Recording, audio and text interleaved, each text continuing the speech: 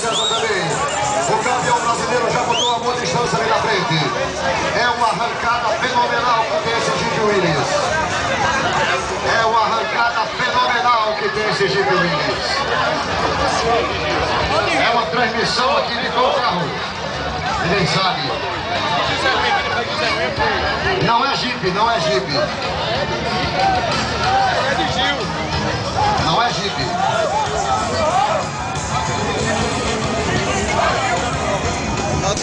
Parece que é Gil César. É Gil César, Doroteu? É? Ficou a transmissão dianteira do carro aqui.